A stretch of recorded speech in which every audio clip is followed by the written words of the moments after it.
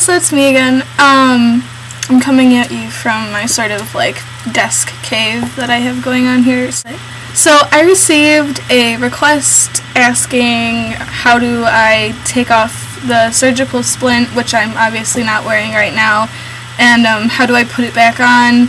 So I figured that I would do a video showing how I do that. It's actually a lot less complicated than you'd think, and just sort of also answer some questions that I've had a lot of people ask me. So I guess I'll start with the questions since it'll be easier to understand me. One question that I've had asked a lot is, do the braces that you have on straighten your teeth? And the answer is no. These braces are actually, as you can see, they're not very fancy.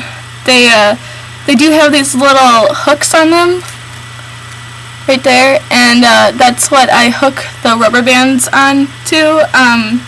I only use 8 of the hooks now. Earlier I had literally like a rubber band on every single hook to hold the splint in, to hold my jaw into place so it could heal. These braces, they're the equivalent of what people had in the 1970s.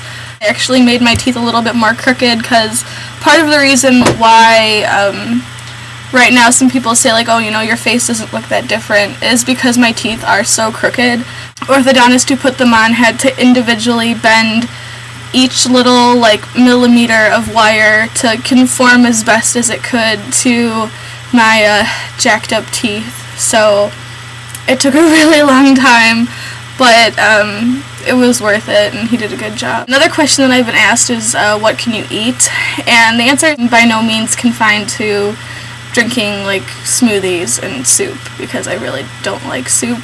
No, I still have to eat soft foods. The hardest part is actually eating fresh fruits and vegetables, because anything that's that sort of, I guess like more fibrous consistency, when it comes to fruit and vegetables and food in general, is really hard to eat because it doesn't dissolve in your mouth,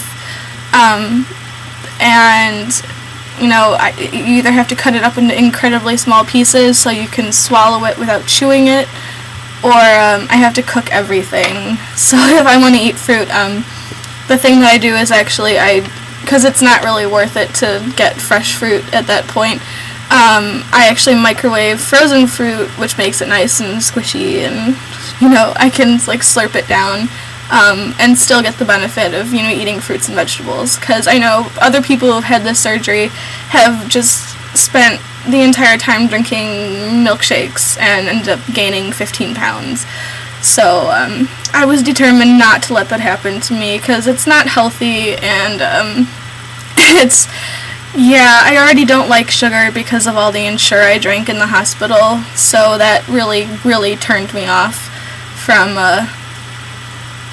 shakes, and yeah, it was absolutely gross. If you have the surgery, they'll give it to you. You have to drink it because there's no way for you to get your protein for about 5 days, and that's really bad. Gotta do what you gotta do. Another question that I get asked is, are you in pain? And the answer is no, not at all. It's really, really the one thing that I'm the most grateful for is that I am no longer in the pain that I was in prior to having surgery.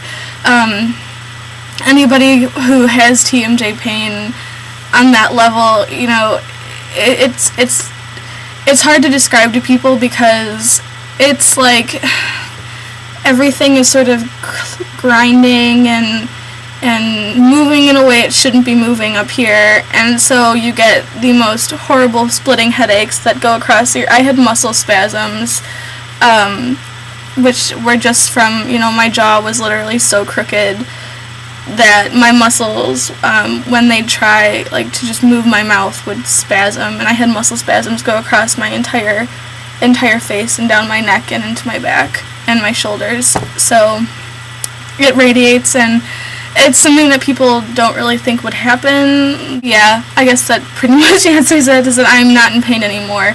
I look ridiculous when I have my splint in, but that's about it. So it looks a lot worse than it is, but it's not really that bad. And I've had it now for this is on let's see, April 19th, I will be 6 months post-surgery, so it's kind of a milestone.